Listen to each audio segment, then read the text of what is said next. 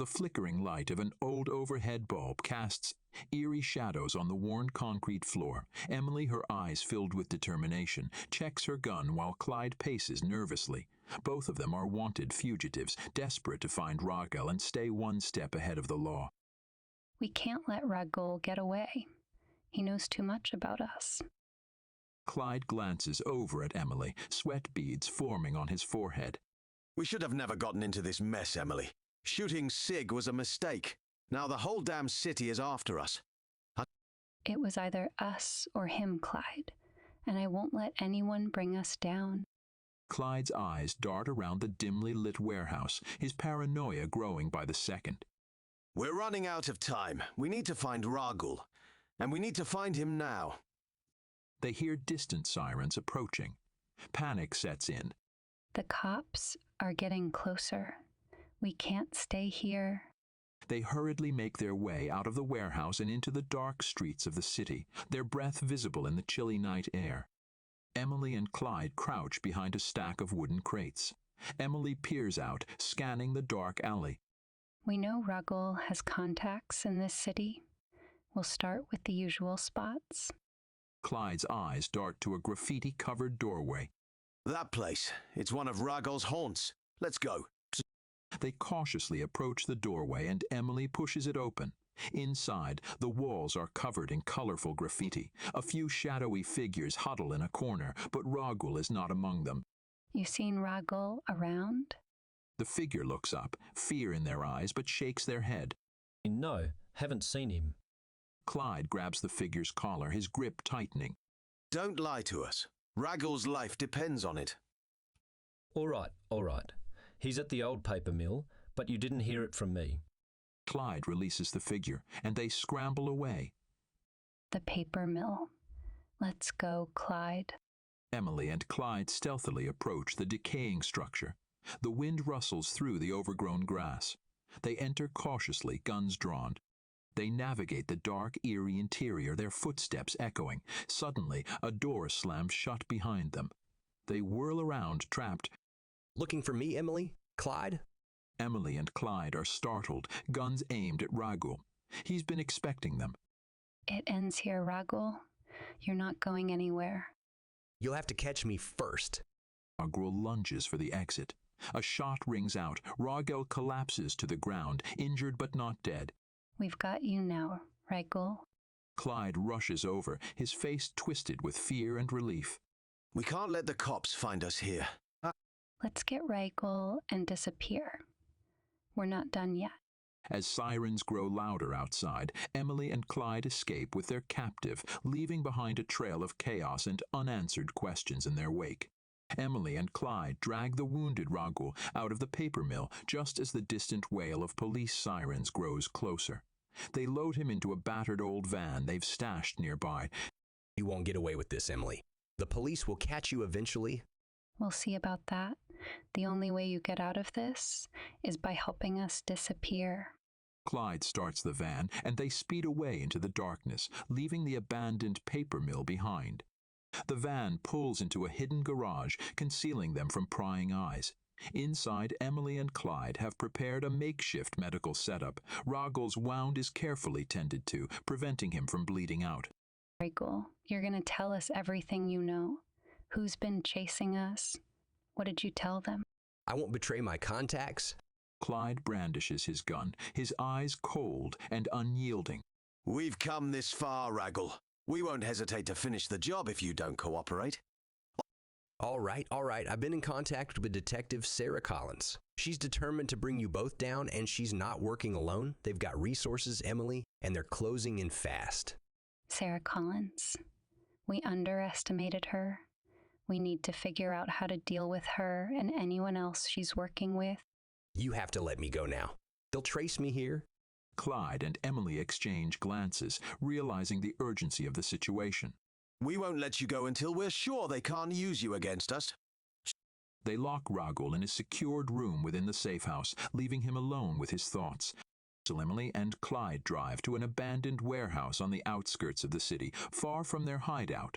They're determined to confront the detective, Sarah Collins, before she can corner them. Sarah Collins, dressed in plain clothes, stands alone in the dimly lit warehouse. She's been following leads that have led her to this very spot. I'm inside the warehouse. No sign of the suspects yet. Send in the team, but be discreet. Emily and Clyde slip into the shadows, stalking their prey. Sarah senses their presence and grips her weapon, her training taking over. We have to capture her, not kill her.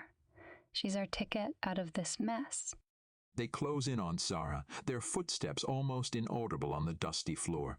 I know you're there. Let's talk. You're not as green as we thought, Detective. I'm not here to take you in. I need your help with something bigger. Clyde and Emily exchange a wary glance but lower their weapons. As sirens approach, the three fugitives, Emily, Clyde, and Sarah, vanish into the night, forming an uneasy alliance in the face of a greater threat, their fates now intertwined in a dangerous game of survival and deception. Sarah's proposition hangs in the air, and Emily and Clyde exchange skeptical glances.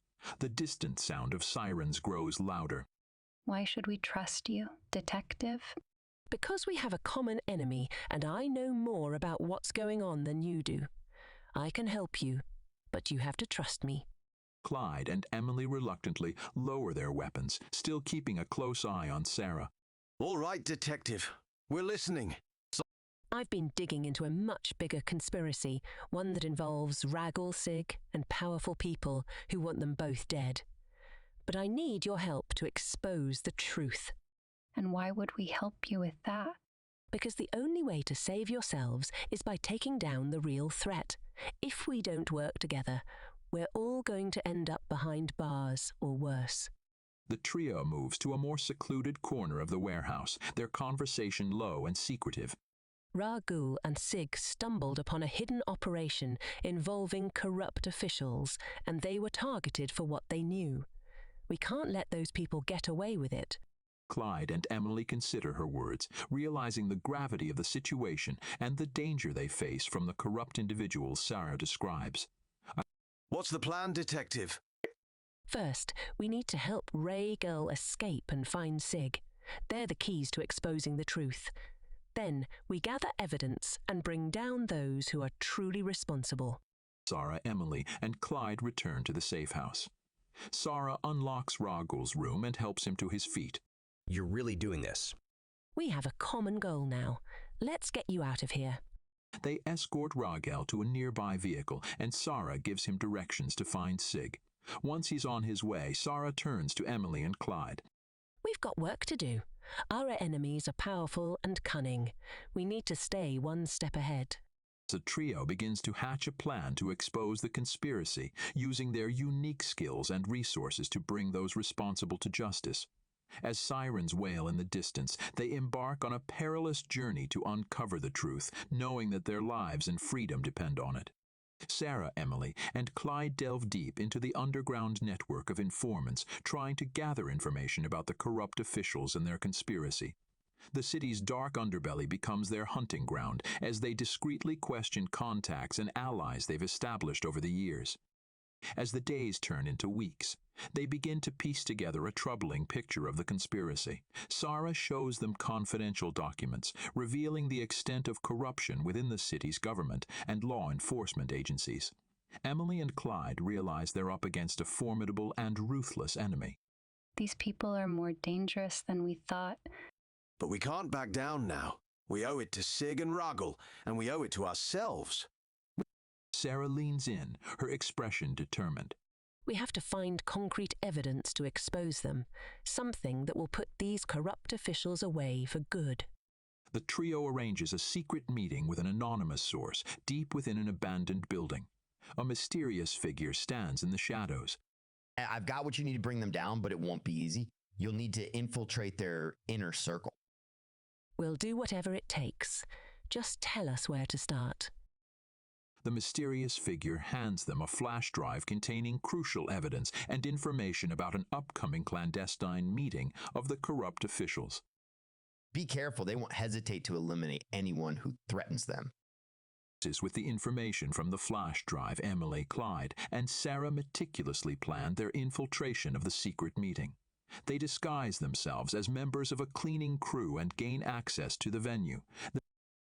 As the meeting progresses, they silently record evidence of corruption, blackmail, and illegal activities.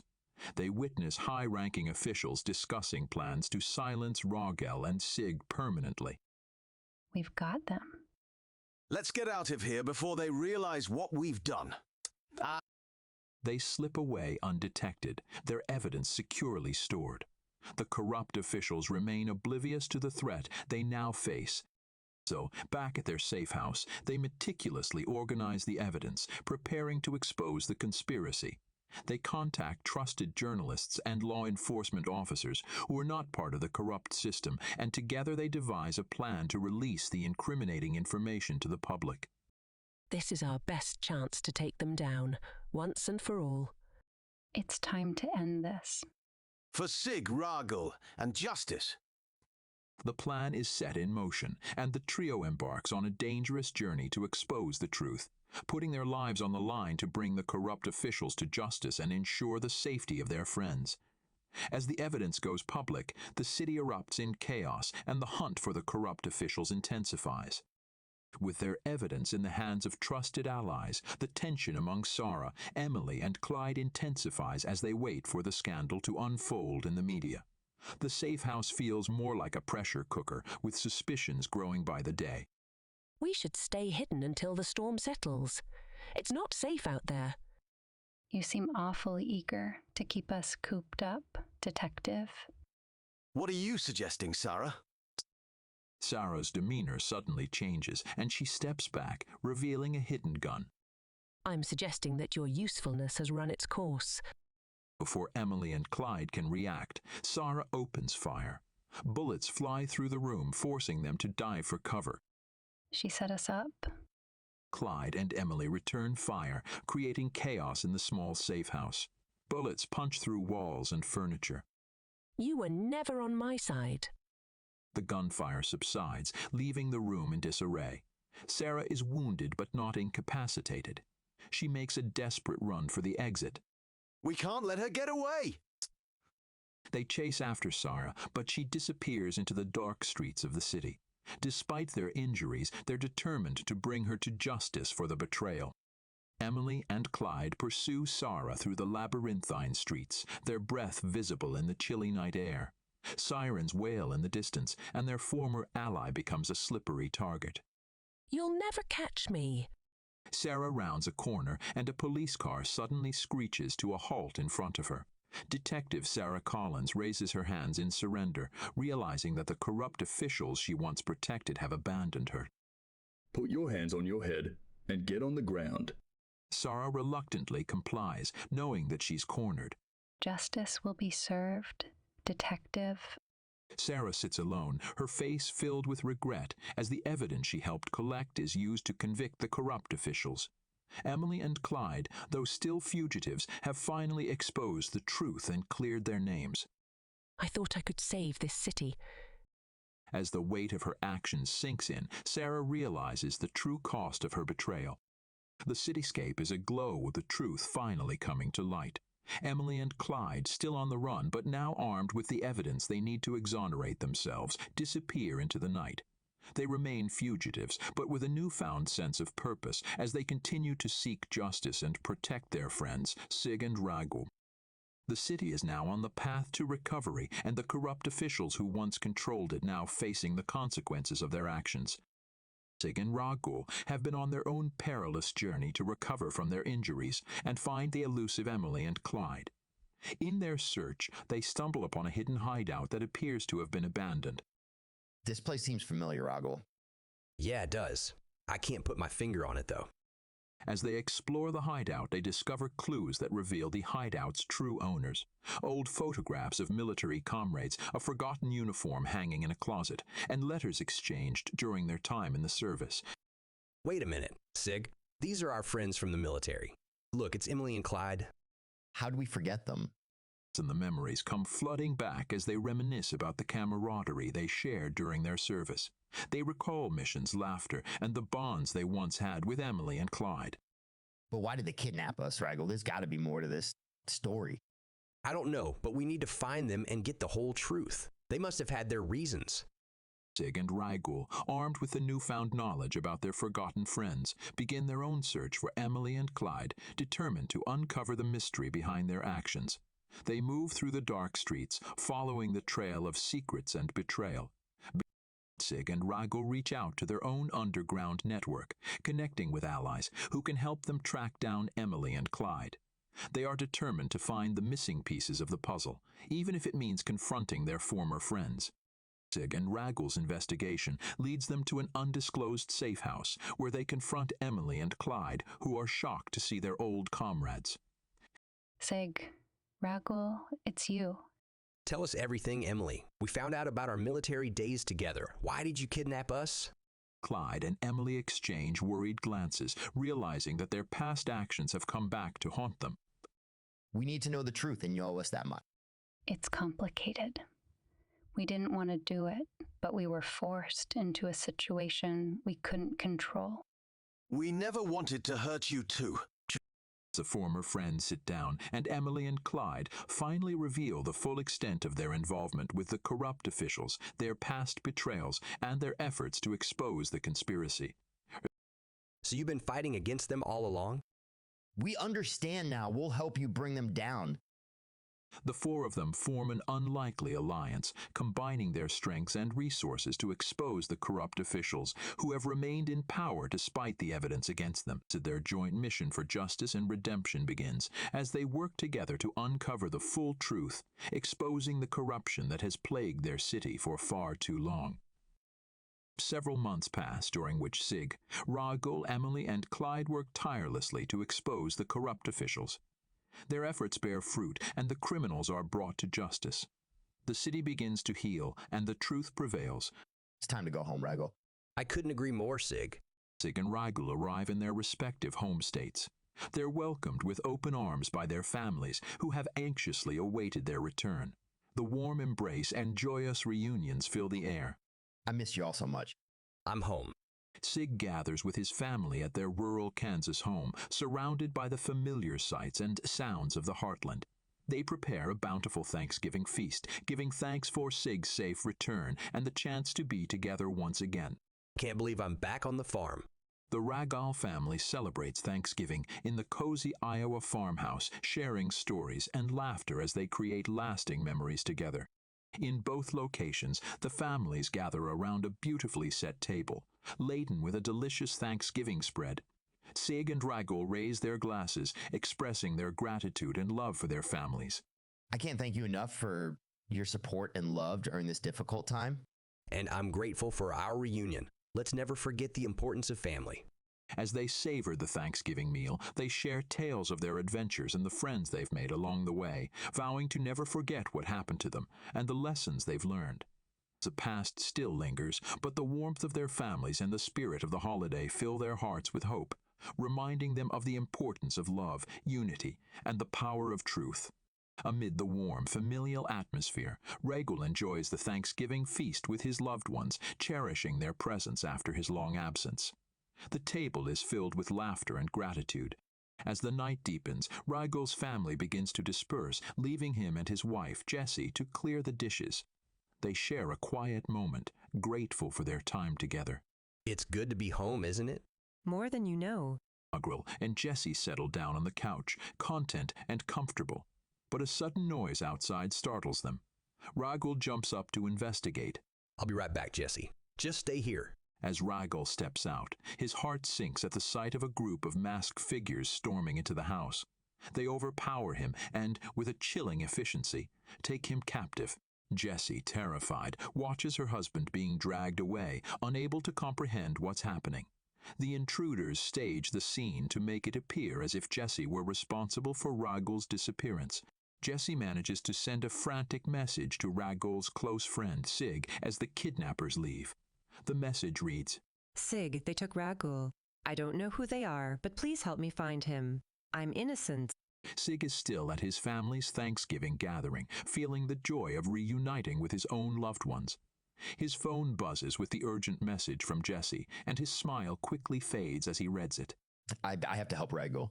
Before Sig can reply to Jessie's message, A loud crash echoes through the Kansas house, followed by the piercing screams of his own wife. Sig rushes into the living room to find chaos.